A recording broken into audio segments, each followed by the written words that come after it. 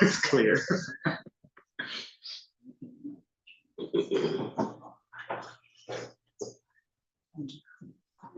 Should pop up a little notice saying this webinar is being live streamed. You are good. Good morning. Let us begin by acknowledging that we are gathered today in Mi'kma'ki, the ancestral, present, and future territory of the Mi'kmaq people. Today, we gather with the intent followed by the Living Peace and Friendship Treaties with respect, cooperation, and coexistence. I now call this Town Council meeting of October 14th, 2025 to order. Should any of us nod off today, we may be in a turkey coma. So just want to forewarn people. I will take an approval of the agenda or any additions. No additions? No additions. Okay, so that can just go, right? We don't have to have that as a motion. The agenda is still usually. Oh, it's the okay. minutes. The minutes. The minutes, okay, all right, so I will take that. The Council Popelman moved it, second by Council Carver. All those in favor, signify aye. Opposed, nay. The motion is carried. We'll move on to the acceptance of the regular meeting of September 25th. Council Carver. Your worship, I realized that when I read the minutes, it said that I had abstained from a conversation but really, I should have gotten up and said, I am recusing myself. I didn't abstain from the vote. I recused myself, although I didn't use that language, and I also stayed sitting at the table. So if that topic ever comes up again, I will say I am recusing myself and sit in the gallery. But the minutes say abstained, and strictly speaking, Would you like that I think it should be corrected. it should be corrected? Do you have that correct? Okay. All right. Do we have approval of the minutes with that addition? Councilor Feeney, second by Councilor Carver. Thank you. All those in favor, signify aye. The motion is carried. We will move on to announcements by council. I would first like to mention the CAO has alerted me that to remind people about the mandatory water conservation. Yesterday, some testing was done and the outflow from the lake is now 0. So people have not been conserving water. So please, if you see your neighbors or yourself, people in your household, please remind them of this mandatory conservation. A red alert will be going out to everyone. With the postal strike, we cannot do a mail out. So a red alert, but please let people know who may not be on red alert, and there's still people not on red alert. But this is serious and we need to conserve water. Just want to clarify, in case I'm mentioning code red. Code red, Very sorry.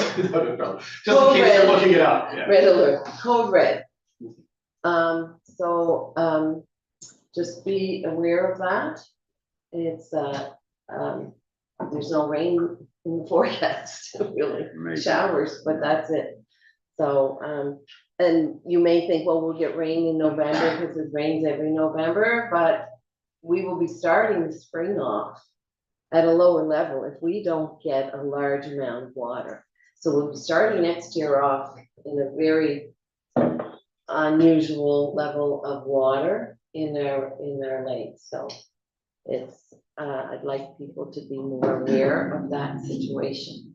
And I think Councillor Popperman, you had a thank you. Yes, it was really congratulations to the Festivals Committee for an incredibly successful Scarecrow Festival, which still lingers on happily, and to those who organised the magnificent fairy tea, and to the Mahone Bay Museum for many programs for the children, which were very well attended.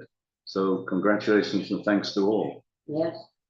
And I'd like to say that Mrs. Margaret Bush who is a very favorite citizen here in Mahone Bay, was an attendee at the Berry Tea and was celebrating her 99th birthday that week. So we one more year, and I'm sure there'll be a large celebration for Margaret Bush. I want to say that I participated in many of the events of the Scarecrow Festival. I also did the annual walk to school with the Bayview students who unloaded the buses at the Saltbox Brewing, and everyone walked to school with the principal and staff. And it's been a tradition since I've been a home and school president, which was a long time ago, but it's a promotion that was done by a group of the home and school for many years, and it has continued.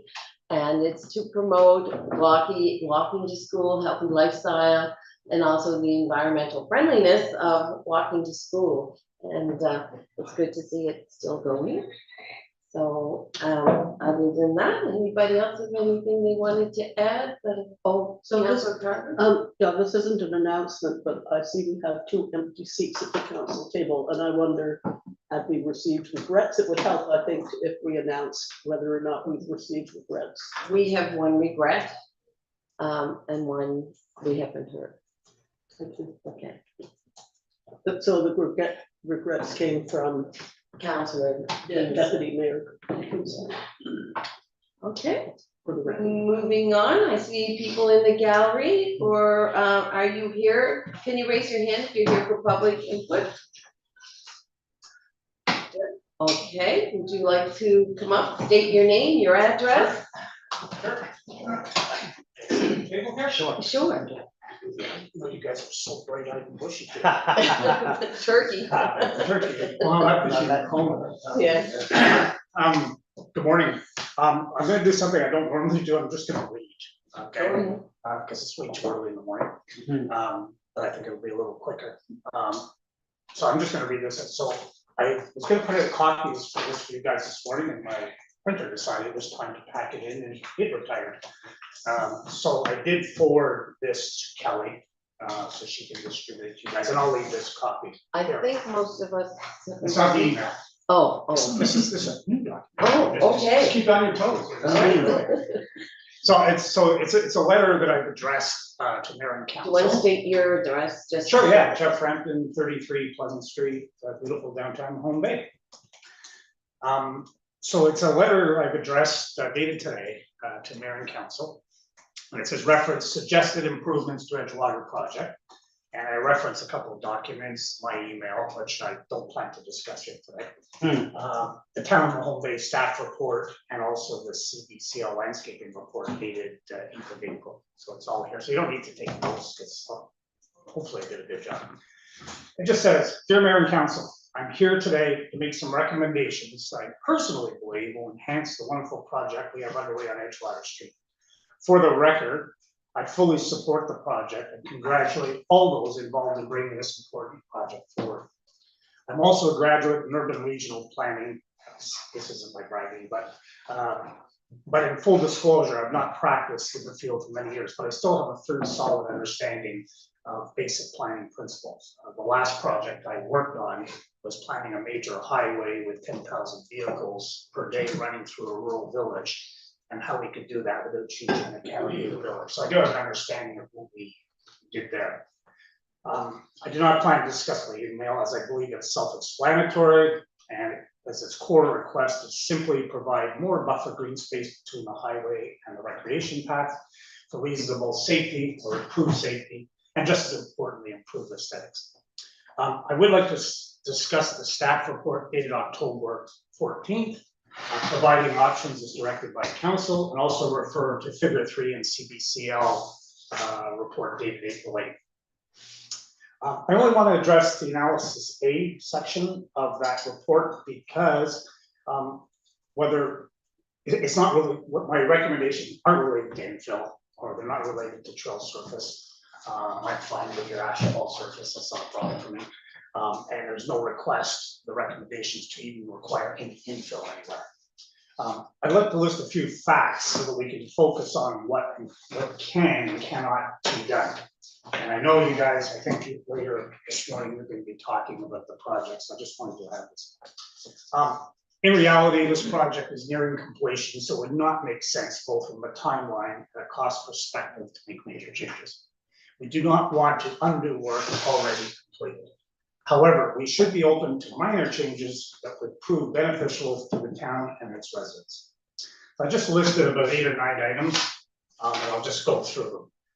Although the recreation trail is designed to be 3 meters wide, 9.5 feet, there are no provincial or federal limits that I could find on minimum widths of a trail, unless they're specifically documented and grant approval. And I guess that happens if you're building a building, and part of that thing, they may require access to be a certain size. But in general, there are no provincial and federal that I could find. The current trail between the church parking lots and Northern Sun is between 1.2 and 1.8 meters, or 4 to 6 feet. This section of the trail runs right at the edge of the seawall with no buffer median, no fence, and no known accidents with people falling over the edge.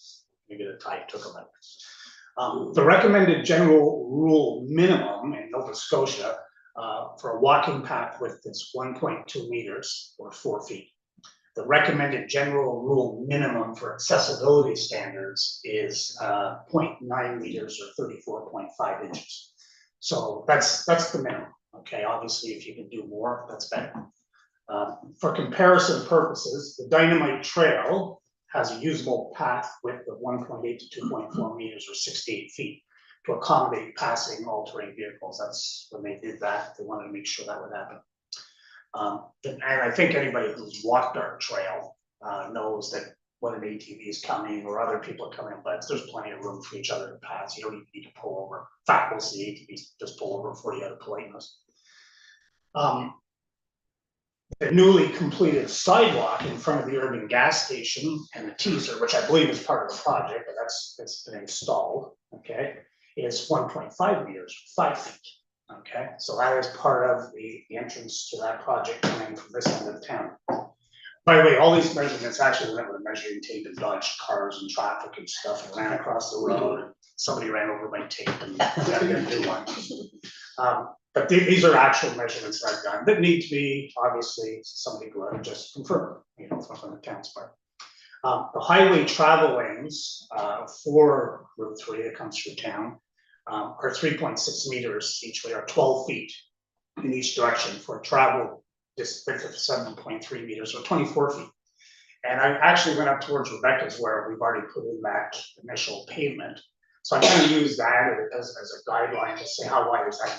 It fell within that guideline. And then I looked down here and it's the same thing. So we know that seems to be, although I couldn't find it in any of the documents, I'm sure it's there. It sounds like 24 feet is the standard width that's being used in this project.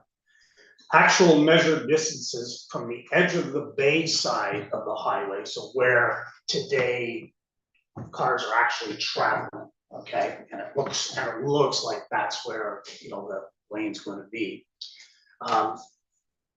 To the armored shoreline start range from 4.3 meters, or 14 feet, to approximately 6 feet, or 20 feet. So depends where you are, okay, it goes. But the minimum that I could find from where it looks like the edge of the paved highway would be to the actual armored wall is 14 feet. That's Just a minute, I have to find out from the clerk how much time is left. That's okay.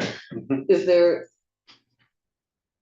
Public input is the amount of time divided by the number of people. There's only one speaker, so you Yeah, probably so still it's get about 5 minutes. oh, okay, okay, Okay, I got some people, so I got 12 more minutes, so. all right. Sorry, Jeff, could you just repeat that last sentence about just clarify the point? Okay, so what I did is I went on different areas on the project to see from the edge of where it apparently looks like the actual pavement will be. The highway, right, to the actual armored wall, okay?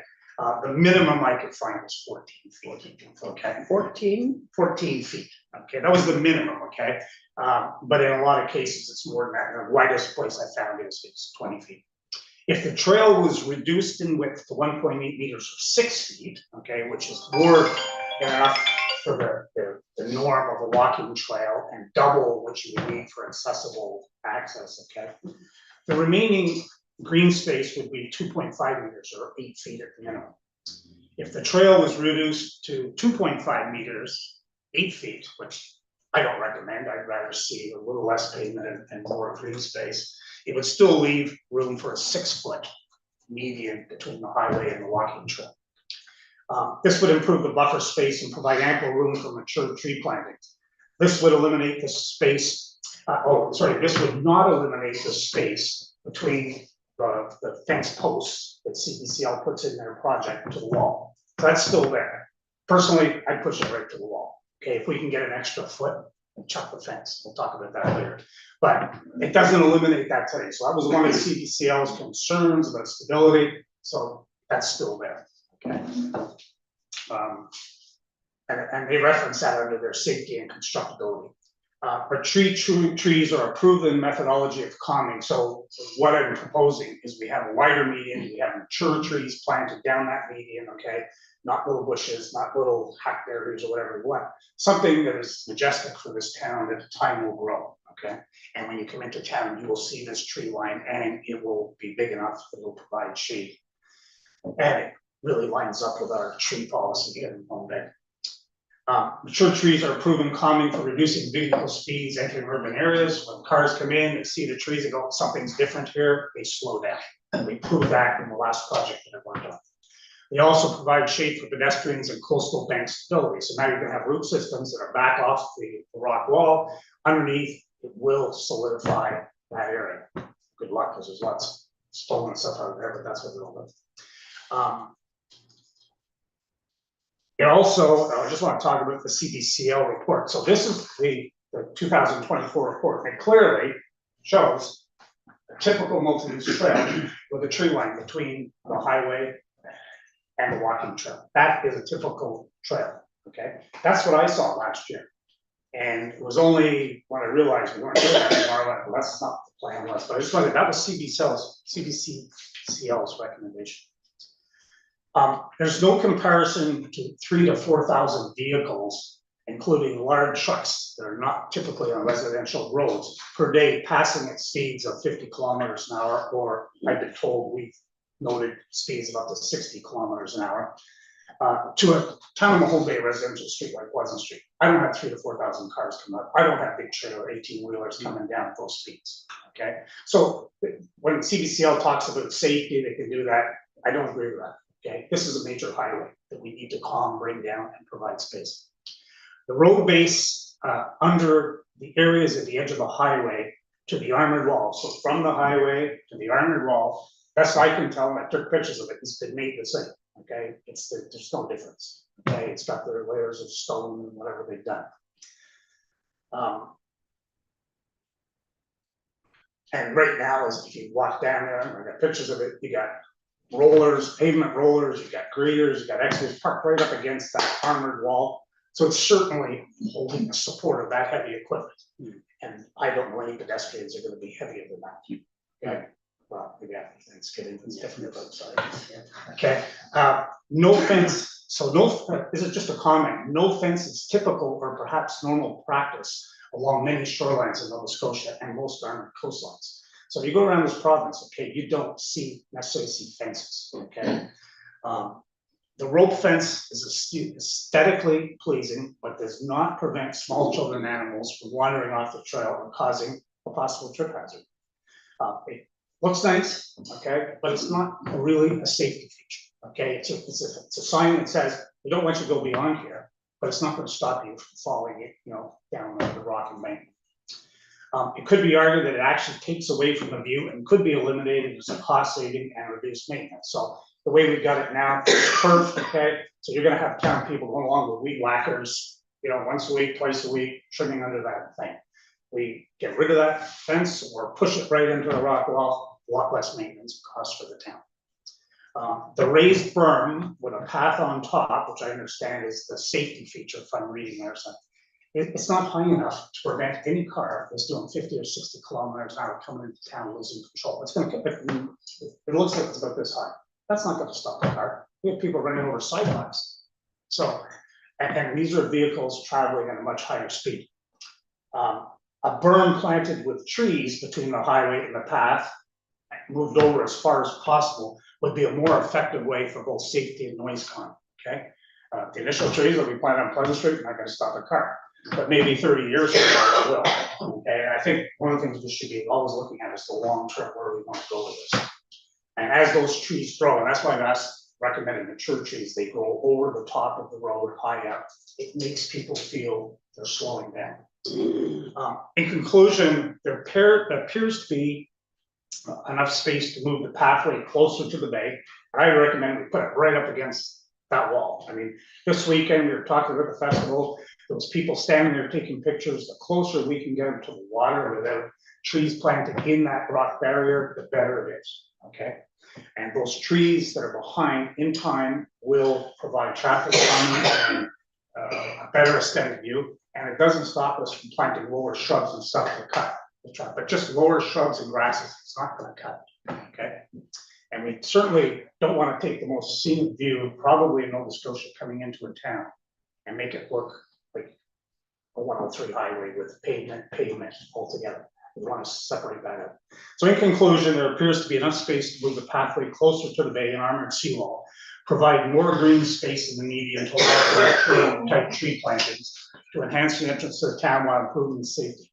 None of the work completed to date has to be redone. Now, I will say I found that grass area, it's got the seed netting on it. I couldn't find that anywhere on the plan, so that's about halfway out. Okay, I couldn't find it on the plan. I don't know what that is. It would have been nice just to see that keep going around, but it's not in any of the reviews or anything else. I'm assuming, I shouldn't assume. I don't What know. area, excuse me, Leah, Yes, what area are you? So right where the cemetery is across the street, okay, there's a two-tiered, they have the grass matting down, so I'm assuming that's been planted, there's probably grasses or something. That's not on the design. So what it does is actually you have this uniform approach and now you have this cut, okay? So if we were moving the pathway over, obviously we'd have to go around it. I'm not saying we have to take that out, but rather than have a straight path, which is easier for me, but you're gonna have to go around it, but there's plenty of room to do that. And the other thing too is where the bus lanes are, makes absolute sense to have the sidewalks right against that paved area. So when people get off the bus, they're on the pathway and then they're walking into town. So really, we're talking about areas of that pathway that we haven't touched yet, okay, to do final stuff that we can actually tweak, okay, and just make it look a lot better, make it look better.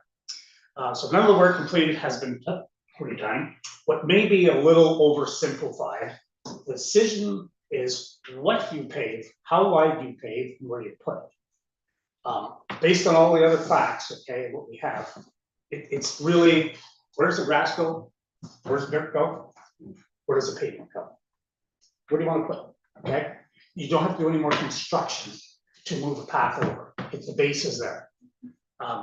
This path can be reduced in width, still keeping it fully functional. The town and council must have the vision to do better than just meet basic safety standards, at the same time create a trail design that will significantly enhance town facilities for residents and draw the attention of those who focus on attractions to the town, to our all important visitors. We're a tourist town, okay? We're a destination town. And I don't think there's anybody here in this room that would not say when you come down that road, okay, before you come to Kenny's Landing Bridge, you kind of lose your breath a little bit. If you look, you see this beautiful bay, okay? And you see the village and the churches, and we need everything we can do to enhance that. And last, we have some really good initiatives in this town about our tree canopies, okay? Planting more trees, reducing our carbon footprint, how we do all this stuff. This project is just begging for that, okay? So the additional stuff, you guys decide, I would bring that trail down to 6 meters, okay, because that gives you an extra 3 yeah. It's enough. I mean, I bike it there all the time. I know there was I still have minutes, somebody can give minutes. I bike it there all the time to Oakland, okay? There's not a lot of bike traffic out there, okay? But it certainly makes it safer, but the report, I think, from Nova Scotia Viking or something suggested certain routes. Most of these riders are group riders. They're not gonna get up on that path anyways, okay? They're gonna stay on the road like they do and just sail through town. So I think it's something, that we can bring that trail down, okay, to a side, get that more green space. It'll provide more area. I'm just thinking like when we talked about Scarecrow. It'd be an awesome place where we could actually put scarecrows and stuff along. So that's my recommendation to you, okay? There is a copy of this. And with Kelly, you can print it out for it. I'll leave this copy on there if you want this. Sure. Sure, thank you. Are there any questions that, Just- Councillor Bean? Just a few, thanks, that was very comprehensive. I think it'd be really helpful to make sure that all of this correspondence gets on the next agenda as well, so that everybody else in town can see all that heavy lifting. So shed the fence, push the path to the closest to the armored wall as possible. Eliminate the yellow line. And get rid of the yellow line. Yeah. I mean, I'm trying to collate all, Yeah. consolidate all of the various pieces of correspondence that we've benefited from receiving over the last couple of weeks. And if possible, reduce the width of the trail to comply with the grant applications, because promises we've made around these grants may supersede, I'm guessing may supersede some of the provincial regulations. So review that and see what's possible as far with the intention to maximize the green space between the highway and the curb from the highway to the path. Correct. And then plant a whole bunch of big trees. Yeah, and the other thing I would just maybe rephrase a little bit, Joe, is that from that, I mean, the fence looks pretty, I mean, it does, okay? Yeah. What I'm talking about there, that doesn't touch that. That fence can still stay there. The space you have behind that fence, I think I don't know if they say it's a meter, I don't see a full meter in all cases, but there's quite a bit of space. That can still stay there because one of their concerns was we don't want to mess with the stabilization of the rock wall. So you could plant shrubs in there. Personally, I'd push it over, okay, because that isn't gonna go anywhere. And if that rock wall is gonna go anywhere in a storm, there's a lot more that's gonna go besides that rock fair wall. enough. Okay, you're gonna be redoing the highway, right? So I would push it over. To me, the more man stuff we have along a beautiful shoreline, takes away from it. But if you wanna leave that little fence in, that's not part of the recommendations, but that would even give us more green space. But I know the challenge from a lot of people or a lot of thoughts is gonna be, wow, we're reducing a 9-meter walkway. We don't need 9, it's a recreational path walkway, 6 feet, okay? It's plenty. It's a place where you can casually go walk. And my wife and I, we don't have a dog anymore, but we're really looking forward to walking along that path. It's not gonna be a lot of fun walking along that path when I got an 18-wheeler right there going by me, okay? In fact, I wouldn't take my dog there, okay? So we have this chance, and for the life of me, I can't see how there's gonna be any real extra cost. Yes, your engineering company's got a lot of redo drawings, okay? We all know it's a CAD/CAM thing, there it is, okay? So don't get hosed on that. But let's just seriously think about, we've done all the hard work. We're not moving lines, we're not moving electrical lines. That's right there. He's answering. I'm answering it, just. He's seemed like I know this. I didn't know we could question answer. This is awesome. That's great, Jeff, thank you, I appreciate that. That was great. Okay, Any other questions? No? Well, thank you, Jeff. you're welcome. Thanks for the time. And You too. members of the gallery who were here to support us. Going on to, we have no presentation today. So we will move to correspondences. We have 2 correspondences. Mayor, I'd move that we, item 6.1 and 6.2, we receive and file. Okay, thank you. Is there a seconder? Councillor Wilson? Thank you. All those in favor, signify aye. Opposed, nay. The motion is, Your worship, finish your sentence. the motion is carried. Yes, Councillor Carver. So I just have a question about the type of correspondence that is represented by 6.1. And whether we have a policy as a municipality about weighing in on more wide-ranging issues. I'm just putting that out. for everybody to think about, and whether it's necessary. Well- Or whether it might be useful to have a policy, rather than just simply ignoring it essentially by receiving and file. Well, we don't, to my knowledge, have a policy. This isn't from Canada Post, this is from, an interest group that has, you know, a stakeholder in the situation. I don't know of, you know, towns or communities that do make a stance on these, so, maybe it's something we do on occasion, I don't know. I'm just wondering whether it's worth looking at folding that kind of issue in with our issue about not supporting particular causes. Maybe that's already covered. To be non-profit, We have a thing on proclamations, correct? Yeah, right. I wonder. That's is this what I was a referring bond? to, yeah. Exactly. I think I think it's worthy of discussion. I think we're often asked by NSFM to weigh in on topics that are within the municipal government mandate. So we just need to be careful about what we exclude. But I think we generally do a pretty good job of knowing, you know, Yeah. when to stay in our lane. I was This asked one is to, very I was asked by a media's outlet, you know, for a comment. But I just said, our post office isn't unionized here in Mahone Bay, so I really am not, you know, I really didn't think I should have it. I imagine it's, Rest of you. Mahone Base is open, Really interesting. it's been open the entire time. I did notice that Model put out quite a bit of information about how to pay property tax in the absence of being able to send out the property tax bill. So people are figuring it out Right, somehow, some way. okay, thank you. Going on to staff reports. 7.1, staff report to council, October 14th. I saw a lot of things were checked off. You guys gave us a lot of new ones at the last meeting, which mostly I guess we encouraged, so they come out of staff report. Happy to answer any questions.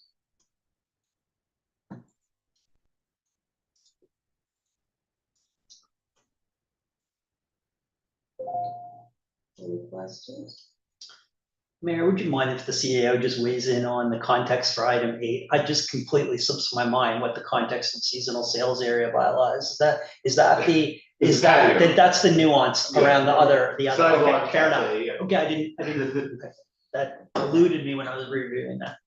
Mayor, other than that, I'd move that we accept the staff report to council for information. Okay, is there a seconder? Councilor Carver, thank you. All those in favor signify aye. Opposed, nay. Motion is carried. All right, 7.2, hedgerow. Let's see if that's in my, And I can just comment on this, I know we had deferred this awaiting progress on a development application, Sure. and I will say, I would suggest the further months deferral if we're still waiting for that application progress. I think that strikes me as a good idea. So, I mean, at some point, council will weigh in on the topic.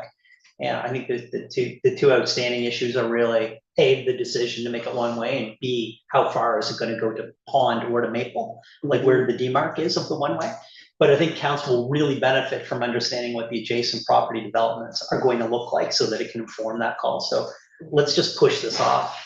I know, I did ask the CAO about finding out how they're going to move heavy equipment in that area. And have the company been contacted about that? I see they're using the Legion currently for Yeah. loading and unloading, because that is a laneway. And I'm just I had expressed concern about, you know, traffic coming in with big vehicles. Yeah, technically, I mean, their access is off Hedge Road, but they have, I think, been in conversations with the neighboring properties, because you could during construction access across several of the different Yeah, adjacent properties, so I don't have. and GPS will take They haven't people been to the shortest route, not necessarily the safest route. CA, when would you recommend is an appropriate time? November- Something around November? November 27th meeting, I think. Fair makes enough. more sense. Mayor, I'd move that we defer this item Yeah. till the meeting, the second meeting in November. Okay, would you like to second that, Councilor Paulson? Yes. Okay, thank you. All those in favor signify aye.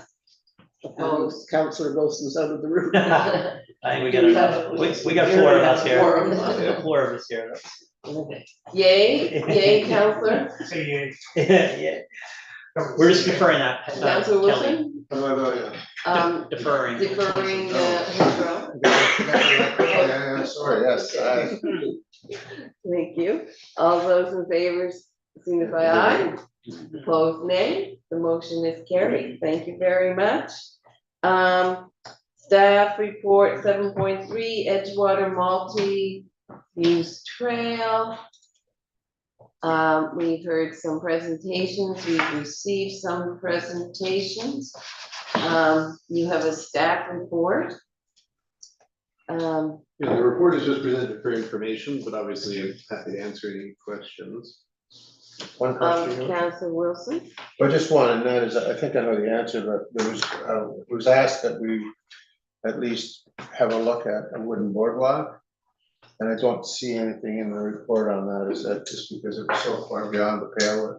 Yeah, I mean, it's essentially, you could start with the crusher dust and you could do a wooden boardwalk later. It wouldn't really be a change order for harbor construction to do a wooden boardwalk. Like you Oh, I could see, get okay. different contractors, so you could just have harbor do it as crusher dust and then later go out and get a quote for a boardwalk and maybe seek external funding with a couple $2 million. So it would basically, it would be a separate project.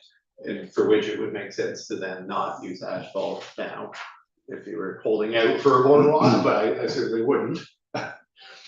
Councilor, So- Feeny and then Paul Ford. You know, Mayor, I think Mr. Frampton made a good point about the realities of going to a community meeting in February and looking at artist renditions on the wall of the Legion.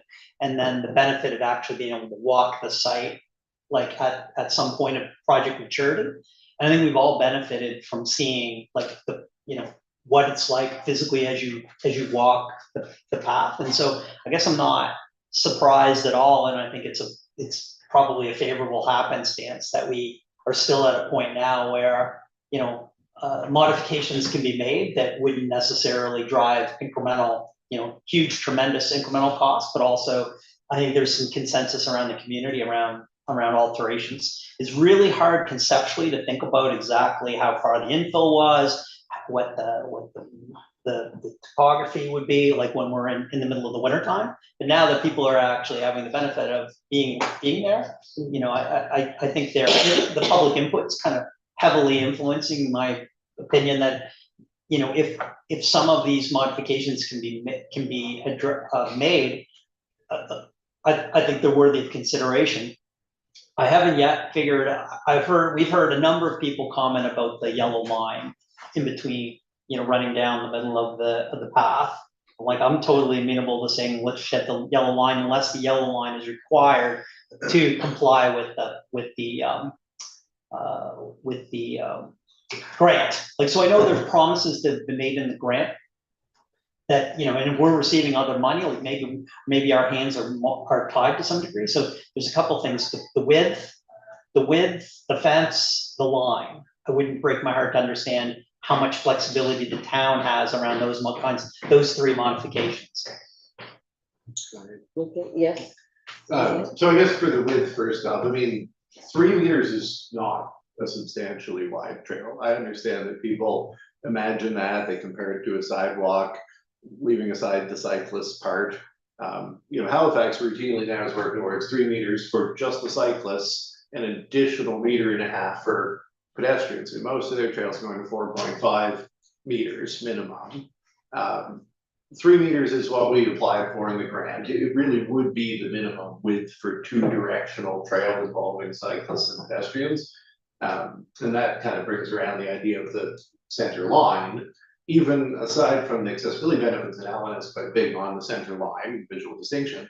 It needs to separate cyclists from pedestrians to allow people to be out of the way of a bicycle, right? So that center line is quite important, I think, to the way the trail would function.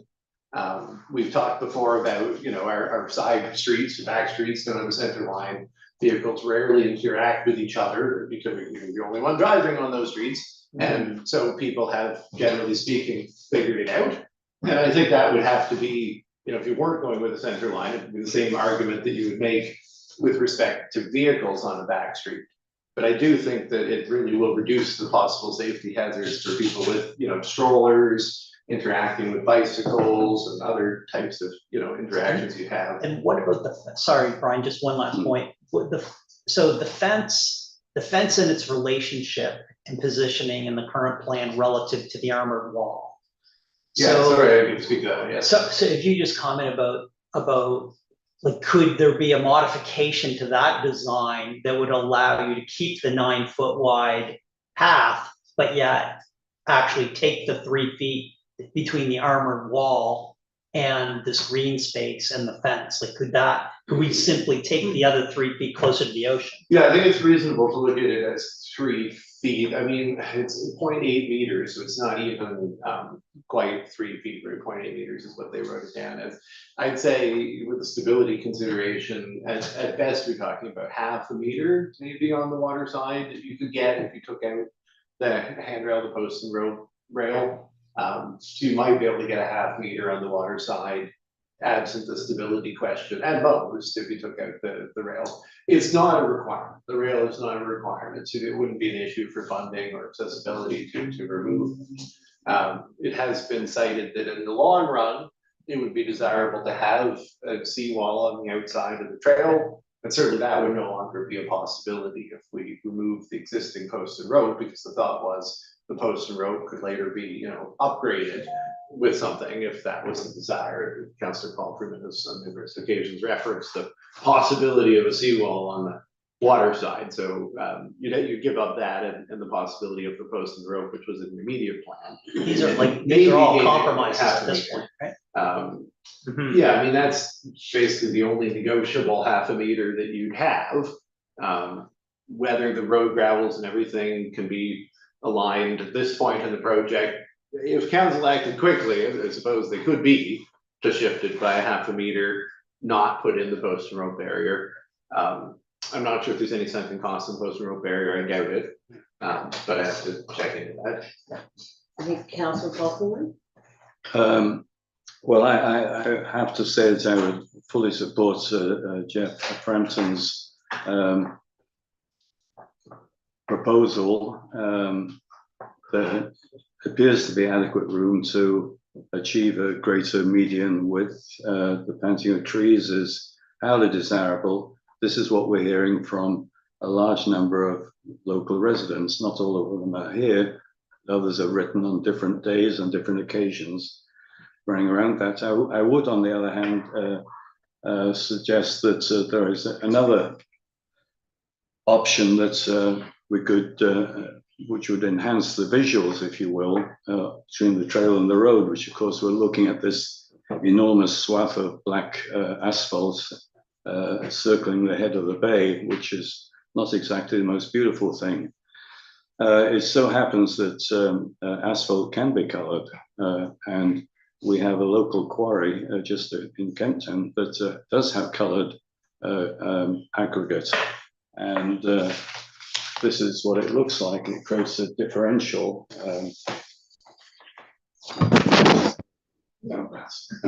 If you've driven through Truro, you've seen it. Yeah, so exactly. What is this called, Brian? Is that? It's just Kempton aggregate, that's all. So you have a different color on the trail than you do on the road.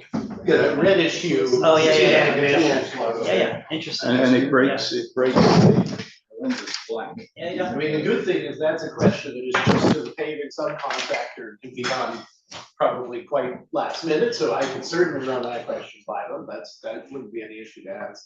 Yeah, but in any event, back to the original, I'm strongly in favor of listening to the community. The measurements seem to make it possible, and I would support, I would put forward a motion actually to increase the size of the median between the trail and the highway to a minimum of 6 feet or 2 meters. However that is achieved. Is that a motion you're Yeah. making now, or are you going to, okay, is there a seconder for that motion?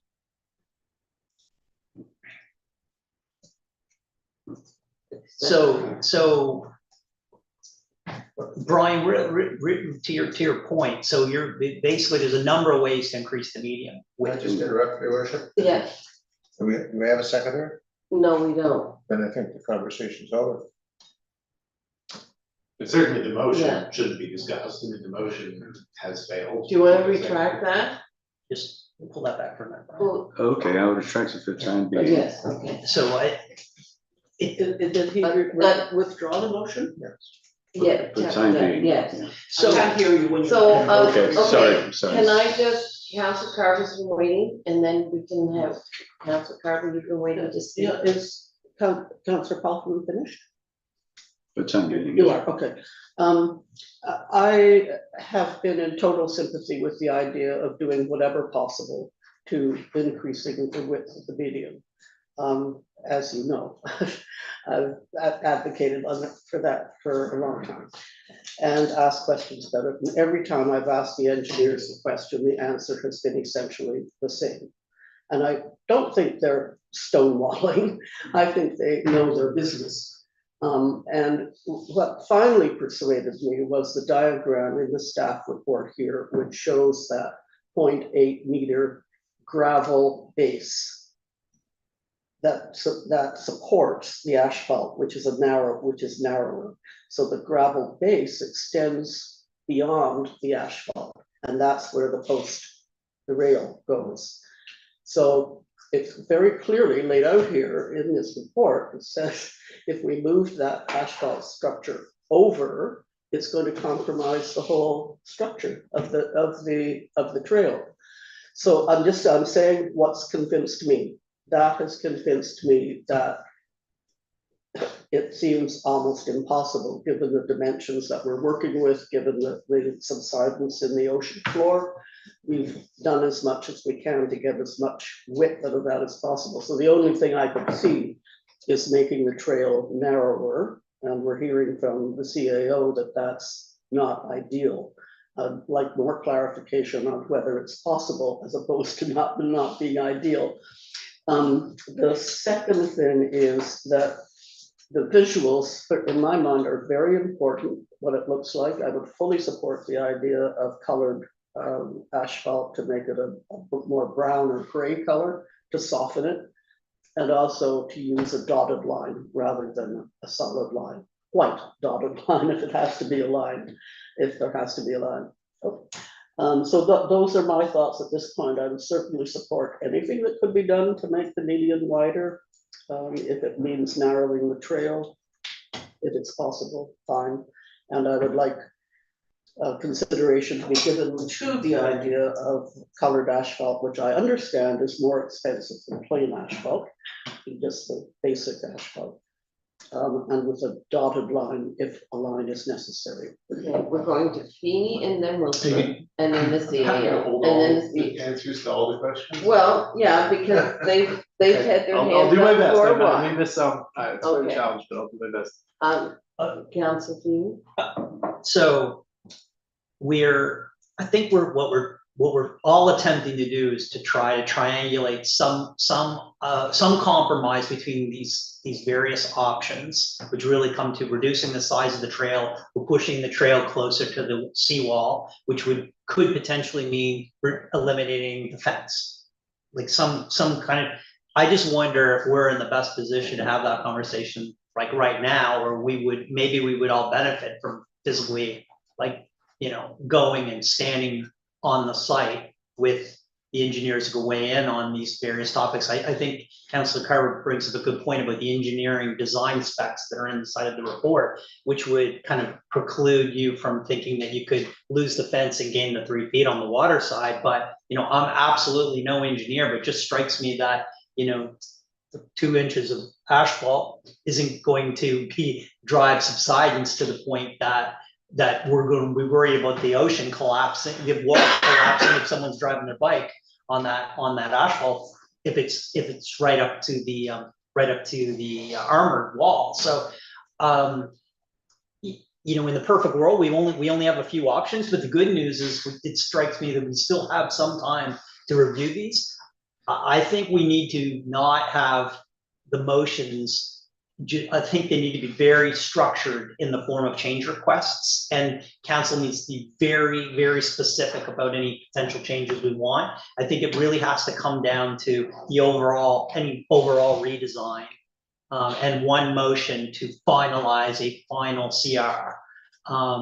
And I just don't know if we can do that this morning, and what the timelines for that are, Dylan. So like, I'd be all for having a special meeting, we can get the 7 of us and walk over and have the engineers and do a site selection and make a final deliberation if that's what but I do think we need to take into the consideration some of this input that's coming from the community, weighing off against the engineering realities, like, of which, you know, if the engineers say we can't do it, then fair enough. Like, but it just strikes me that we just need a process that's elegant, that can be final, and then one we all can agree upon. Okay, Councillor Wilson. Thank you. I'm reminded of the old saying that a camel is a horse designed by a committee. And I think we're getting a bit of this here where everybody has a different opinion about everything. And my opinion, for what it's worth, is that it would be nice to have a verge on either side of the trail. Because if your poor little doggy's toes are too hot on the asphalt, he can walk on the other surface, if he's a smart dog.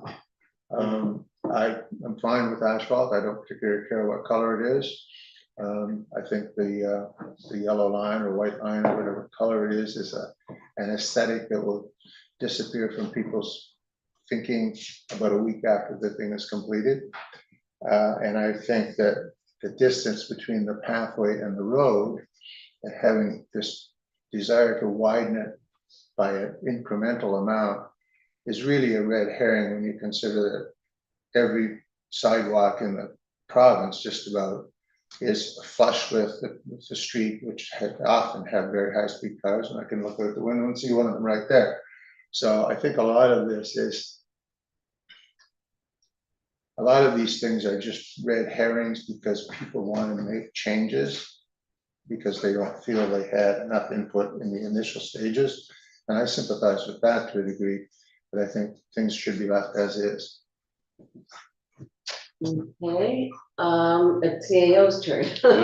So Fanny had asked a question about why does the trail, I think it was, why does the trail really have to be 3 meters? Or, so I think the best way to understand it is probably that in the new accessibility guidelines, the minimum width of any safe travel surface is 1.5. Like, that's where we're at. So this is 2 travel surfaces because it's a multi-use trail. So it has to be 1.5 the minimum for cyclists, and it has to be 1.5 the minimum for pedestrians. If it's going to be for both pedestrians and cyclists, it has to be minimum of 3. And that's where we applied for the funding and got the funding for it, which is like 90% of the funding of this asset, on that basis.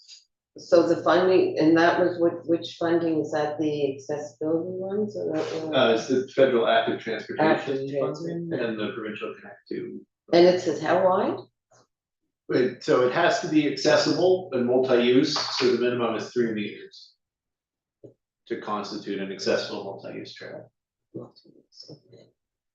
So that's what drives the trail width requirement. And I mean, I have emphasized a lot, but I really strongly feel that with all the town's emphasis on meeting accessibility standards, to purposefully design a trail that isn't accessible, that will then serve the community for decades, with months to spare before that would not be allowed, when council has already brought in those rules with respect to third parties in our community, would be pretty glaring, I have to say, like it's, we've been talking a lot of accessibility. And then Joe has had to leave, but I just wanted to reference the timeline to a special meeting, because Joe referenced it, so just to remind councilors, we do have a special meeting scheduled for next week.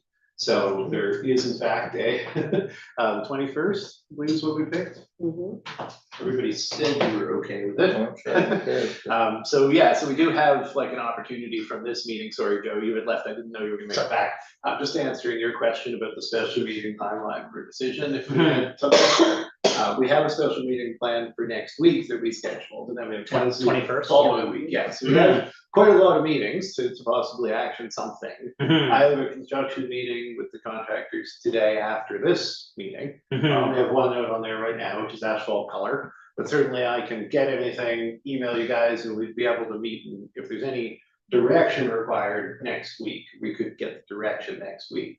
So I think if you're thinking of any possible direction, make sure that I know to take the questions to the engineers today. And like I said, asphalt color, I've added that to the list.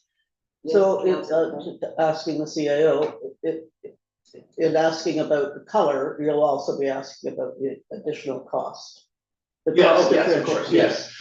Can So that's our you do other colors and what would the cost be? Yeah, Yeah, I right. agree with you guys. Whoever, I want to get in the line. Okay, Council Paul. Yeah, I just reference back to Jeff's measurements and revisiting that. Jeff said that according to his measurements, there was a minimum of 14 feet between the edge of the separation of where the fence is and the road edge. In other words, not taking away that buffer of almost a meter or less than a meter, whatever it is.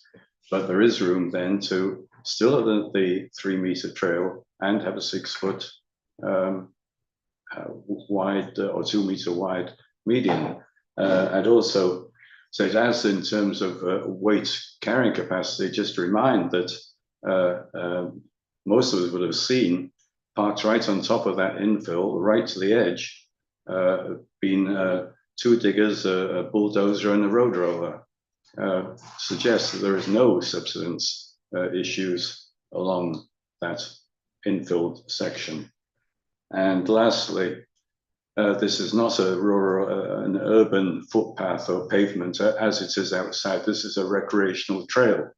And the point of this is the enjoyment of it by the public and our many visitors, and the attraction and the capacity to have trees built in, trees growing in it.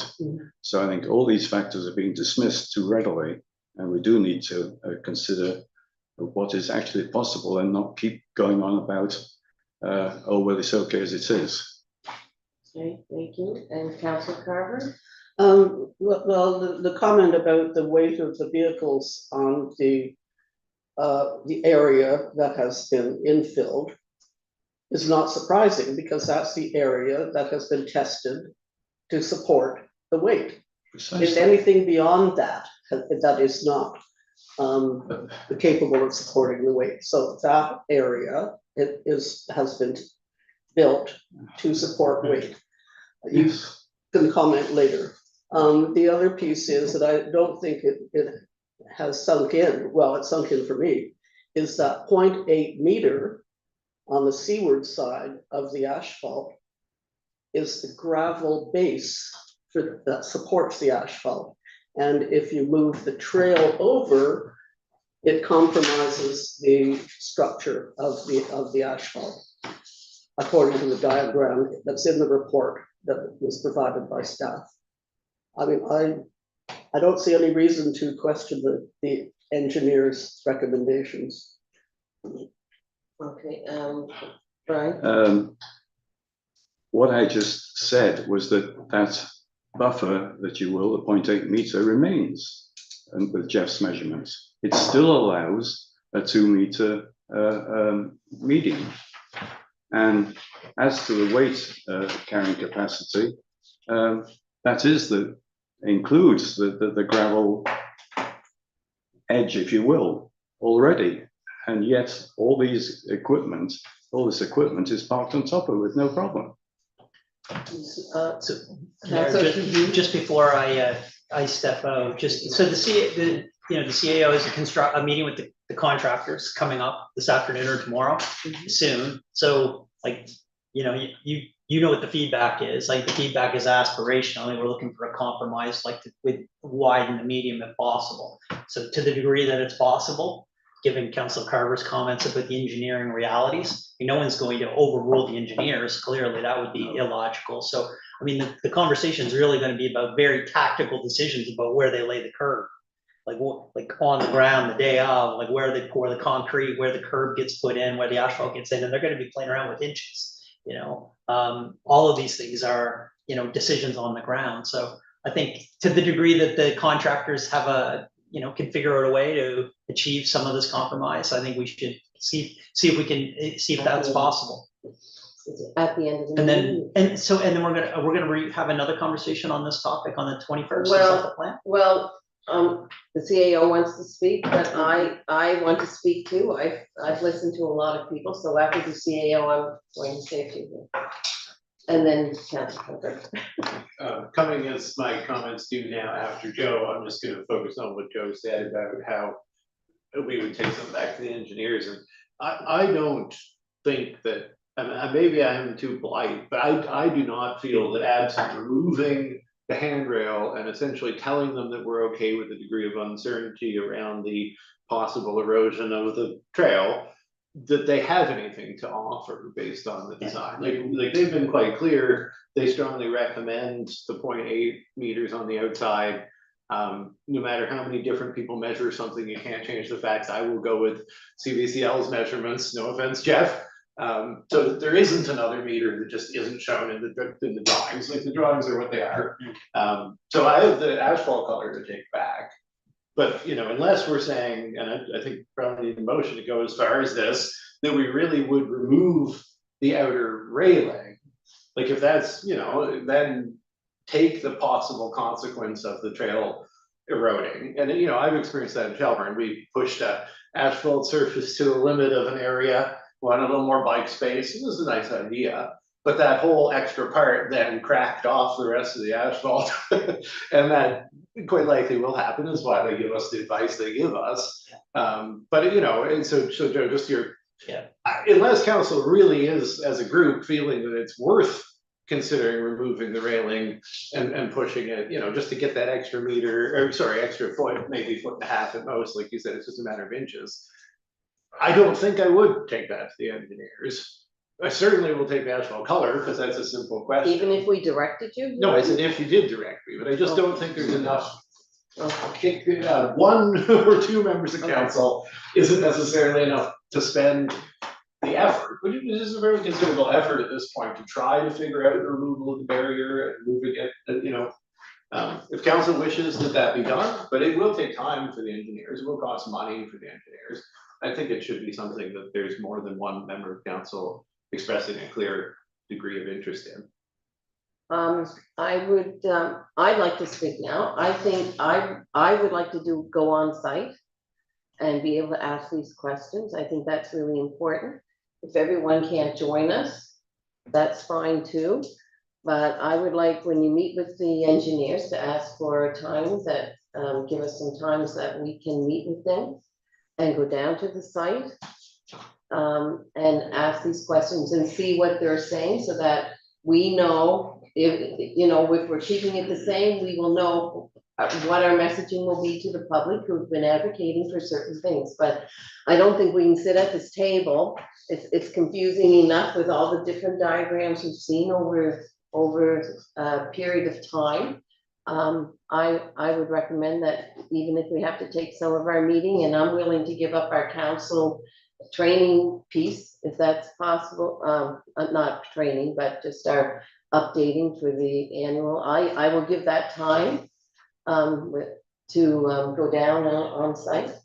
Don't want to go during the day when there's daylight, but thank you, I think Well, maybe the listen, oh, right, daytime. okay, then we'll do The it in the daytime day. on Tuesday Listen, would probably yeah. be the day, I'd have to Sure. happy to ask them. Yeah, I really think, and we can put this, so that we can put this to rest, either that we can go ahead with certain recommendations, or why we can't go with certain recommendations, and that would give us clarity.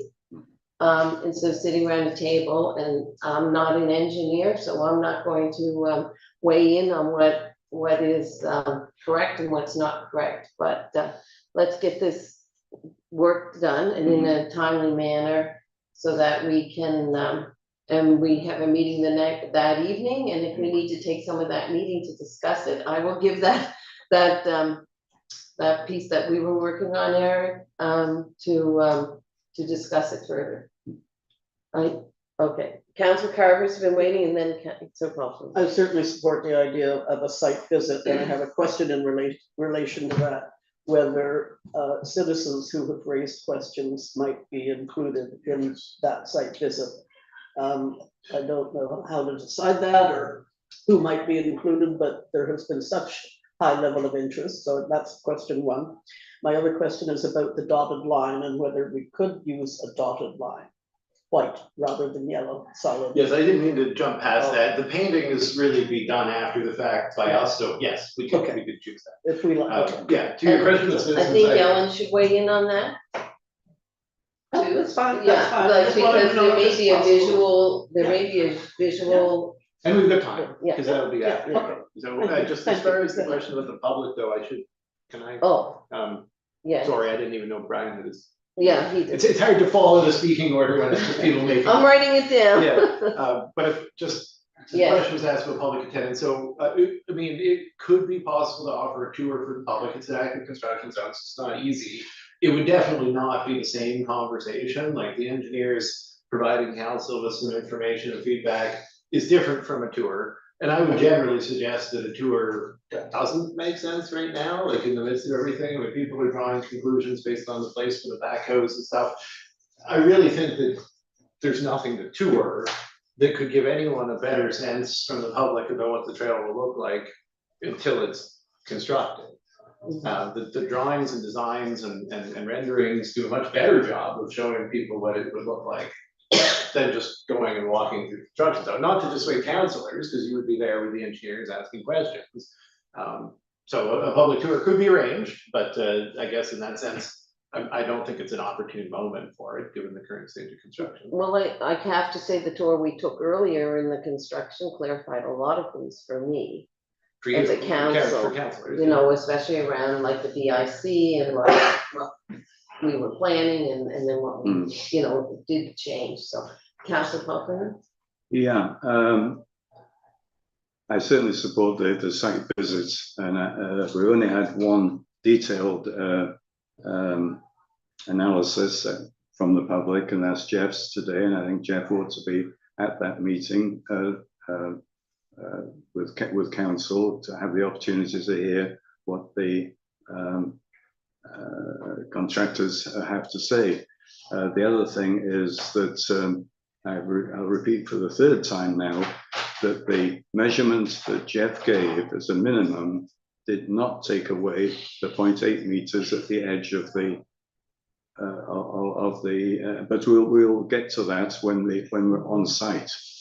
But this is not taking away that 0.8 meters. Okay. So, would someone like to make we don't need a motion to plan that, do we? No, okay, so we will. So my two things I got is to look at full color and to ask about having them come on site with council on the 21st. Yes, Yeah. okay. I can Kelly, get back to that. Councilor Wilson? I just know that we, council received the report for information. Okay. Oh, yes, that is Is something that like a a second? motion. Is that a second? Oh, Second by Councilor Carver, all those in favor? An aye? and noting that Councillor Yes. Feeny is not in the room. Opposed? No. Motion is carried. So are we looking at Tuesday morning, next Tuesday morning for that? Yes, Yeah, but I but just. day two. Oh, stay tuned, Let you okay. know this afternoon, so you Okay, don't all right, really put it in your calendar yet, but yeah. Okay. Tuesdays are the days that they would, I think they would normally be able to be here. Mhm. All right. Let's see, I gotta get back on my agenda. All right, Oh, you're working. salary scale amendment. Could I just make one more Yes. comment about trails? Yes, before we go? Councilor Carver. Councillor Halferman pointed out to me the that in some places in the world, resin products are being used for trail surfaces, and that they are permeable, they are cool to the touch, and quite durable, also more expensive. However, as far as my research could find, there's nothing closer than Toronto in terms of availability. So, but it was a really RDS interesting couldn't create concept. Yeah, something so I was for us. like, we do have a resin We did put plant in a town. crosswalk for them recently, so we would. Say about the crosswalk residents? We'll just see No. what RPS could do. to- Yeah. to do Oh, the oh, same oh, thing. of They- course, they do oh, resin. you should ask them. Yeah, it's very interesting. Yeah, homegrown, right? Okay, thank you for that, and we will move on to staff report 7.4, salary scale amendment. So, council approved last year a new salary schedule that we try to stick to, of course, and, we're requesting an update for rationale described in the report. If there's any questions, I'm happy to answer them. This was for the financial, Yeah, certified specialist, in this case, specific to the idea of an accountant for which a CPA certification was an anticipated minimum criteria, which has been a challenge for recruitment. And one of the concerns for me was that this new scale be added in a way that would be restricted to staff that, you know, not applying to current staff classified as a specialist. So right now, we would be classified in accounting position. Council Conlon? So what is the difference between the proposed salary scale and what we were offering? We were offering the specialist salary scale. Specialists, okay. So we're moving Oh, that's to, quite a big difference. It is quite a big difference. Yeah, And the consistent feedback we heard for this position was that between 80 and 100,000 was a more anticipated salary range, so that kind of lines up here. Councilor Wilson? I'd like to make that motion. The council will approve the addition of the certified specialist salary scale to the town home-based salary schedule. Is there a seconder? Second, Councilor Carver, thank you. Any discussion? Yes, just one thing. I'm wondering if we had considered simply changing the designation of our department heads into, I think it's in some municipalities, they call them directors. And then having all the other things below them slide into place, which would eliminate the need for this special designation. That CEO? So you mean in terms of this becoming a managerial level and then what is classified as manager becoming director level? Essentially, yes. I mean, it is something we discussed years ago, because obviously the town is a small enough organization, we're a flat organizational structure, we don't have directors and managers in our hierarchy. But that being said, our managers perform the role typically understood to be equivalent to a director, and so the compensation is more in line with director. Yeah, it's the idea of having an organization with a bunch of directors and no managers is the only resistance I would have to some extent, given the way things have evolved. You know, it may be nice for someone like our manager of finance to be termed director of finance, if the position is quite equivalent to directors of finance in other units. Well, I guess the reason I'm asking is that if you did that, it would eliminate the need for these cut and paste one-off solutions to specific problems, because you have more flexibility in the ranks below director. So- Well, I think this essentially does provide that. Yeah, in terms of the flexibility, I think this schedule gives us a lot of flexibility with this addition. I think that does it well. But in the long run, it's always worth coming back to, just in terms of recruitment and, you know, even giving somebody the title that is equivalent to another unit. So I do think it's worth I considering. always preferred being director. Yeah, I think it looks good on a resume. Okay, So the motion's already on the floor. yeah, okay, all those in favor, signify aye. Opposed, nay, the motion is carried, thank you. Did you, Council Wilson, would you like that to go to policy and strategy or for possible discussion at some point? No, I'll leave it at the discussion of the CAO. I don't have an axe to grind either way. Okay, thank you. Councillor Carver. I'd like to ask for a brief intermission, because if I leave the room, we'll lose quorum. Okay, we will pause and take a short break, and we will be back in a few minutes. You're gonna actually pause the recording, Yeah, but I make sure the live streaming.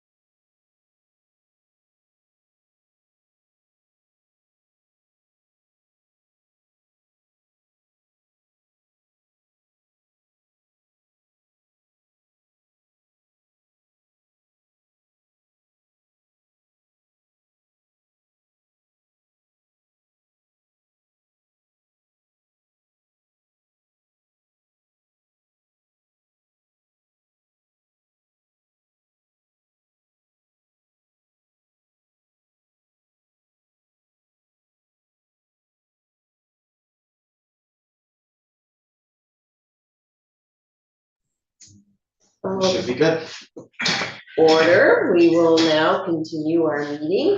We are moving on to council items, number 8, there doesn't seem to be any here on the paper. No, I guess I could note, Councilor Feeney had a notice of motion at the last meeting, Yeah, but had agreed based on the actual content of the motion that it would come to the council's next meeting, so okay, that's why it's not. all right, great, thank you. We'll go on to committee reports, 9.1, Lunenburg County Senior Safety Program. I am the appointee for that, and I would like to say that we were busy over the summer months. We were meeting with our local MLAs. We had MLA Barkhouse, MLA Corcoran Creek, and MLA Durham. And we were advocating for increased funding from the province of Nova Scotia. We see more complex cases are coming to the coordinator for work. And we really need another staff person to support the work that's going on. We are getting a lot of support from Bridgewater Police Services and the RCMP. But the complex and increased number of files that are coming to the senior safety, many have to do with the cost of living and all the complications from the spin-off from people trying to make ends meet.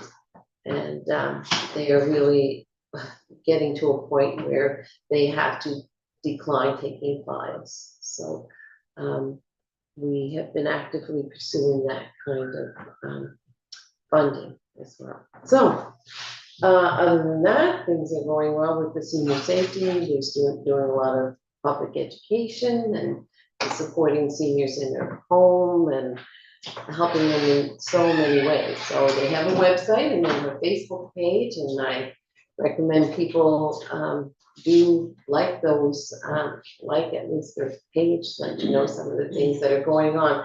There are also a lot of things available to people that they don't know of, and that, you know, information is power, and sometimes you can solve a problem by tuning into something that supports seniors. We all have them in our neighborhoods. Many of us are seniors, and we benefit from some of the work of that organization. Your worship, I think this Yes. comment, a few years ago, somehow or other funding was arranged to support an extra half position for the senior safety coordinator, and that has disappeared somehow. I don't quite remember the details. But at the moment, the funding is more or less equal between the 5 municipalities, and the equals what the province puts in. So that's roughly equal, and then plus some money from United Way to support the service. So I'm wondering if the province increases their amount, whether there might be future requests for increased amount from the municipalities, just asking. That could be, we haven't gone to that direction. I mean, it's been part of the conversation, but we're also looking, you know, we just feel that we're taking, you know, we're providing services that otherwise someone may need to involve other agencies, and so we're doing a lot of work that, you know, maybe it's making it easier for the government not to support other entities. And we just feel it's been a long time for the number hasn't changed, except for during COVID, there was an extra amount of money for 1 year, which was appreciated, but the costs have all gone up, and our piece from the province of Nova Scotia has not. Other municipalities like they have some towns have their own coordinator, and then the municipality has a coordinator, so there's 2 people in regions. So we have one coordinator that works for our whole area, the municipal, you know, Modal, Chester, Lunenburg, and Mahone Bay. normally a community as large as Bridgewater would have their own coordinator that would work, they would work together, be in the same office, but work together. And some have, especially French communities, have a French coordinator and an English coordinator. So we think it's possible for us to get some more support. And so we're working on that. Okay, so we'll move on to Policy and Strategy Committee draft minutes and the Climate Environment Advisory Committee draft minutes. Were there any motions from the climate and, Got one from policy and strategy. okay, oh, and one from Policy and Strategy. So we'll go to 9.2 in your let's see. Trying to get on my here.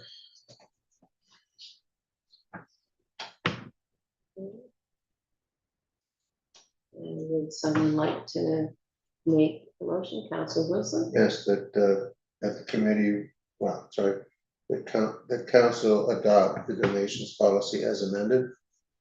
Is there a seconder? Councilor Carver, thank you. Any discussion? Fulsome discussion? No, okay, all those in favor signify aye. Opposed, nay. The motion is carried. Thank you very much. And we'll move on to 9.3, which is the Climate and Advisory Committee meeting. Draft meeting. Yeah, there are several motions from Yes. that meeting. Okay. And I'll start with the first one, that the committee recommended that council, so I'm making a motion that council direct staff to provide council with a report on financing options to support the hemlock woolly adelgid treatment in Wenzel's Woods and other private properties. Is there a seconder for that motion? Being none, Is there a second one for that motion? so a seconder.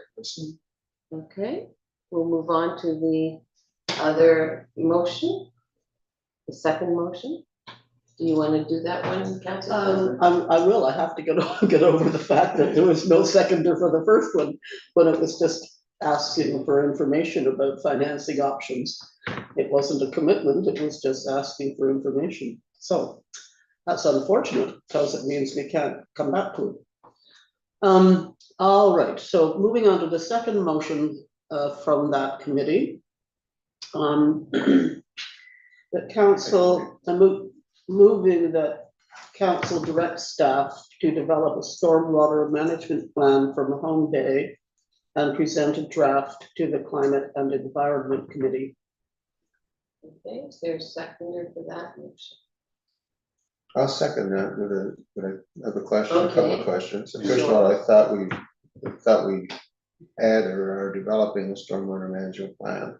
And secondly, I don't understand why we would ask for a stormwater management plan and then have that sent back to Climate Advisory. Well, it's kind of two questions, I So maybe. you seconded it, right? I did. Okay, is this where you wanted to speak? No, that's a Oh, different point, but if I okay. can speak to the first Okay. of those points. All right, So, yeah, in terms of what is a stormwater management plan and are we already developing one? I think in the discussion at the committee, it was clear that while there are a bunch of different projects speaking to improving our ability to handle stormwater management, and the asset management committee did develop a draft asset management plan for stormwater assets. What was being discussed was kind of a more kind of tying everything together with respect to how the town, manages stormwater. One of the big discussions we had was the advantage of slowing down stormwater rather than prioritizing the flow of stormwater into the harbor. So that's reflected in the comment above. So a stormwater management plan might sort of speak broadly to the idea that the town would seek to reduce impacts on private property, but also store water for fire suppression purposes and things like that. Just kind of a big picture plan. As to why would be put to the committee as opposed to the council, and Penny made some comments, I would assume because the committee would like to talk about it. but whether council would potentially refer it back to the committee versus this idea that the draft would go directly to the committee. I mean, that's all stuff for council to work out. As far as the relevance of a plan, I think it would be, because so often, you know, I'm just saying how I see the interrelation of a bunch of different things. Would it be a high priority? I wouldn't think council would make it a high priority, but you know, plugging away at a stormwater management plan and bringing something forward to council is certainly doable as long as it's a reasonable timeframe. Councillor Paulson. I must say I get confused about what committee does what. Asset Management Committee also looks at stormwater management. So this is one of these issues where a joint committee meeting makes a degree of sense. I would think that this particular motion should reflect that kind of coordination. Correct. Any other discussion here? Would it help to change the motion to send for the information of the joint committee? The joint committee's meeting. I'm just thinking how you would, you know, your committees have themselves sort of nominated things for that process. It still wouldn't preclude a discussion at the separate committees about the Right. information. Yeah, I mean, what it could say, would to present the draft to the, and then list the committees that are participating in that structure. Like actually list out those committees rather than, because I'm not sure if we say present to the joint committees workshop structure, that is a thing that's established. It's not really. So if it just said that staff presented to PAC, climate and environment, and asset management, whether you want to include watershed or not, those three committees would then be best presented to at the joint meeting. So, Yeah, I'd be happy to revise the motion to say that, that the draft be presented to the joint committee meeting of asset management, climate and environment, and planning advisory committee. Got that there, clerk? the second, The second one. And I second, think it was. it was Oh. council. So are you in agreement with I that? need it read back to you, sorry. The council directs staff to develop a stormwater management plan for Mahone Bay and present a draft to a joint meeting of the Climate and Environment Advisory Committee, Asset Management Committee, and the Planning Advisory. The joint meeting of, She said. Yeah. okay. I'm fine. You fine with that? Okay. Any questions, discussion? No, all those in favor, signify aye. Opposed, nay. The motion is carried. Okay. So the next motion, there was a lot of conversation at the last Climate and Environment Committee, Advisory Committee. And this third motion sort of evolved out of the previous one because there was a lot of consideration about using nature-based solutions to problems that or projects that are being developed in the town. And I know that Councillor Feeney had a question about this motion coming to council without more information, and I'm sorry I'm not able to provide a better context for this other than what I've just said. So the motion is that council direct the Climate and Environment Committee to develop a draft policy that prioritizes nature-based solutions in municipal planning and actions for council's consideration. Oh, I do hope there's a second. Well, I'll second it only to prevent your heart attack, which is for the unit. But I don't understand the mechanism here. It seems to me that if we're going to talk about developing a draft policy that includes this as discussed, it needs to be sent to policy and strategy. Yeah, I mean, it's really at council's discretion how policies would be pursued, like, if the committee recommended draft policy, I presume council would refer that draft policy to policy and strategy. So it's just kind of a question of where do you start? In this case, the committee definitely had some ideas in their conversation, that they were talking about a 1 or 2 page document that was kind of guiding principles, but they had some stuff to say. And my thought, I think, would be that if they recommended a policy to council, then council would want either staff or policy and strategy or both to, take a swing at the resulting wording. But if we didn't start with the wording from the committee, it might be pretty hard to get to what they're trying to get to.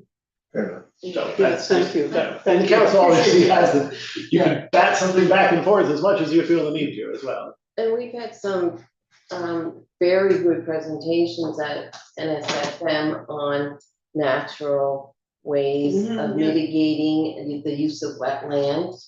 And, holding water and, with lagoons and different things, so. It's one of those ones that we're doing, Yeah. but we don't really have any Policy policy saying around so. it, so that looking for finding natural ways. I mean, I think doing the shoal out there that your committees, talking about, is a more natural way of not, because that could make a big difference in protection, Right. coastal protection. I would simply say where practical. I mean, they can, as a committee, deal with prioritization if they wish, but it's not always a priority, so to speak. Practical matters come into play as well. So as this discussion develops, I imagine there would have to be some modification or qualification to the prioritization. Yes, and I think that would be part of the discussion of a draft policy, when you begin to sort of figure out all the different threads and how they work together. So is it worth rephrasing this motion so that the draft policy would go to policy and strategy rather than council directly? I think so. Because usually it's just on recommendation from council. Okay, I will revise it to developing a draft policy that prioritizes nature-based solutions in municipal planning and actions for consideration at the planning and strategy committee. Policy and strategy. Okay. Policy and strategy, you're fine with that? Okay.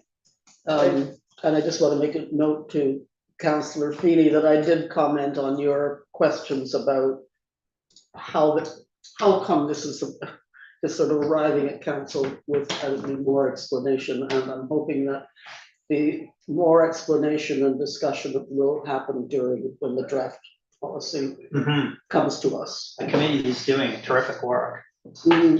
You're completely willing to give the committee their the benefit of the doubt. Just, it's hard to distill, like in the motion, what the lengthy conversation probably was in the committee meeting, so. Yeah, it is. I'm I'm sure the report will be done by the end of this week. Yeah, and this way we. Oh, yeah, fair enough, fair enough. We get a draft without extra burden on staff. Yeah, well, there you go, I like that. Okay, ready for the question? All those in favor signify aye. Opposed, nay.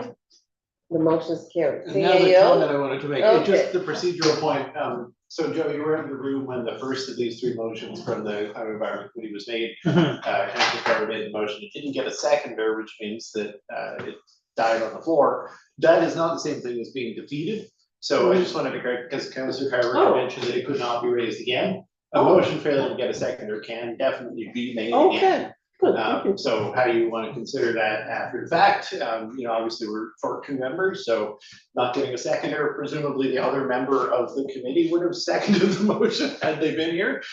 So yeah, I This just, is the hemlock. yeah, it didn't get a seconder when it was made, so I just want to note that that doesn't make it out of order to be introduced. I see it. Thank you for that clarification. Okay. Thank you. We will move on to, there is no new business. Questions and comments. Jeff, this is Yes, your that would be- moment. I guess that would be me. Okay. Just sort of have to stick around. I just to start off, sitting here as a resident, okay, I must tell you, I'm a little bit offended, okay, by, I can actually read the word, okay? Dismissive, condescending approach that I hear some councilors and staff members talking about citizens' ideas, okay? My blood pressure went up when I heard, well, changes to, or these recommendations to this change are red herrings, okay? If you go back and you look at the videos and you look at the stuff that was published a year ago, 2 years ago, this project doesn't look like that anymore, okay? So people are looking at this, okay? And residents are actually taking the time, okay? And me personally, I spent a day and a half out there measuring in the dust, okay? And I really do honestly take offense to that, okay? When I hear something that, a great idea, I think Joe brought it up, okay? You get the point, okay? About going down and doing a site visit, okay? And then I hear comments about, well, we could do a tour because really the site visit is for the councilors. They wouldn't understand what the engineers are gonna say. I bet you right now, I have more knowledge of that plan out there than any of you sitting around this table, and I haven't practiced for 15 years. So one of the things I would ask before I get into my comments, and this is the issue that is in this town, okay? We elected you folks, okay, to come here and represent us. Now, we may not all have good ideas. First of all, every idea isn't a bad idea. It should be explored. But I do not think things should be dismissed in that kind of manner. My blood pressure just went up sitting in the car. I came here this morning quite excited about opportunities for this town. Now I have, my ears are pounding, okay? So please take that note, okay? Council didn't ask the CO this question, but I will ask the CO this question. When we talked about narrowing the trail, I heard the answer was, well, when we made our proposal, it was 9 meter or 3 meters trail, whatever it is, okay? At the Mahone Bay Center, I deal with the province and the feds all the time in grants. And one thing I've learned from them is when you go back and talk to them, they're very easy to work with, okay? So I don't want to be dismissed, my recommendation about narrowing this trail, okay? Because that's what we proposed. I can tell you right now, anybody who's been up at the center will know that what you propose up there is not usually the way it ends up looking. Because once you get into it, things change. So I would like to know officially, okay, from whom in government, where we got these grants, has said you cannot narrow that trail. I don't want people just sitting around this table just saying, no, we can't do it. That's how we did the proposal. Okay, so I asked that. I would like to congratulate both Joe and Brian for being open-minded on this, okay? This is important to this town. The other thing that I find very frustrating is you guys probably spent close to 30 minutes talking about that less than a meter from the fence to the thing, okay? Nor in my recommendation to ask you to eliminate that, okay? I said you could, if you want to, but you spent a half an hour, but you didn't listen to what I was actually asking for. All the measurements, and it's right in there, and I said it very clearly, all the measurements leave that in place. So you actually spent a half an hour talking about something that nobody even asked you to do.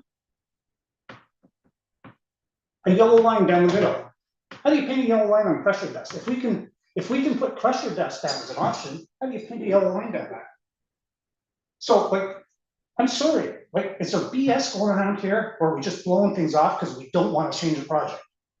If I was in charge of a project, I'm not saying this is happening, but if I was in charge of a project and I didn't want to change it, I know what I'd ask my engineers to do. I hope that hasn't happened here.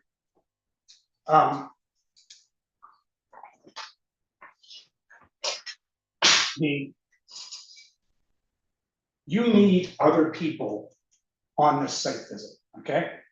And you know what? If people come there, they have these ideas and they don't make sense, the engineer will tell us that. But what you're doing by the way you're reacting in today's meeting, and I'll be honest, I don't follow the meetings, a lot of the meetings closely, okay, is I feel I've wasted my time, okay, I really do. And anybody that's probably watching on video probably may feel the same way. So here we go, we put this stuff all out, okay? We had some good comment and then we just blew it all off. I think the only action that I heard coming out of that discussion of 7.3 or whatever it was, is what color pavement are we gonna make the trail? That's not what the residents are asking you to do. So I'd ask you to rethink that, okay? Have an open mind. When I finished my comment to you, one of the things I said is this town and this council has to have a vision for the future, okay? Let's not just blow things off because it's easier and we have a lot of other stuff on the table. Look at residents' requests and be a little more considerate to the time that they spend trying to give you guys recommendations and thoughts. Do you represent us or not? That's the question. Just a last comment, and I'm very serious about, I would like to know why legally we cannot reduce the minimum size of that trail, because that's the key to making all this happen, okay? I heard, well, in Halifax, okay, they do 3 meters for this or 3 meters. We are not Halifax. We don't have the population, the traffic they do. We have a recreation trail along the bay, okay? I want to know who says that can't happen, not just, well, the engineers suggest it. Okay, I want to know name, because I will sit down with them and question if need be, just for my own peace of mind. Last comment got nothing to do with this. I sat in the back and I heard the discussion. I'm getting off topic on this, but I heard the discussion about making titles and making a director of finance and all this kind of stuff. Guys, we're a population of 1,000 people here. How many employees do we, CEO, I have a question for you. How many full-time employees do we have in the town? I have no idea. How many do we have? 19, 19. And how many part-time employees? we don't really have part-time, we have some seasonal. Okay, so seasonal, how many of those do we have? It depends every year on grant. Average. We typically have at least 2 summer. Okay, so we're talking 20 employees, okay? 19 full-time paid employees here for a town of 1,000 people. Come on, guys. One of the things we talked about in the last election is bringing costs under control. I mean, beautiful building we have, I walked around, it's got a really nice job, but we got offices everywhere now. How many people do we honestly need to run this town? Anyways, coming back to why I came here today, I would strongly ask that you put vision hat on right now for this town, because the decision you're gonna make on this Edgewater Trail is gonna be there for 100 years, okay? If we truly believe in our communities in bloom, if we truly believe in our forest canopy and our environmental stuff, this is the opportunity to do that. If we don't do that kind of thing, let's not waste our time doing other stuff, okay? If we have policies and things that we want to do, let's do it. If we want to control our costs, let's look at making the trail very maintenance-free as best as possible, okay? But please, think about this, don't just blow this off. Make the people who elected you folks, okay, believe in what you're doing. Okay, sorry, I'm off my soapbox. Okay, thank you, Jeff, for all your input. Are there any questions from viewers? There was one comment, but it's not related to today's agenda, so I would encourage the resident to send it to staff. Oh, okay. How many people are online? We're at 10, I saw as high as, no, we're at 8 and I saw as high as 10 today. Just one of the things, sorry, I didn't say lots of soapbox. I know we have the initial part of the meeting where we can talk, okay, and do something. I really think you should consider at least allowing a 10-minute question period in there, because what happens, people come for the topics at the beginning, and they're not gonna sit through until our meeting to wait for questions again. I understand your regular agenda, that's a different thing. But if you have people coming to a meeting on a topic, whether it's this, whether it's the sidewalk thing, whatever it is, you should allow at least a short period of time for people to ask questions of council and go back and forth. It would be much more effective use of the residents' time and probably their time as well. Thank you, Jeff. Oh, and I guess I have to continue. I wanted to take some notes here. All right, we will now receive a motion to go into closed session. Councillor Feeney, thank you. Is there a seconder? Seconder? Could you cite we're Sorry. going into closed session? Yes. 12.1 MGA 22-2A, acquisition, sale, lease, and security of municipal property. 12.2 MGA 22.2C, personnel matters. 12.3 MGA 22.2E, contract negotiations. All those in favor signify aye. Opposed, nay. The motion is carried. We will go into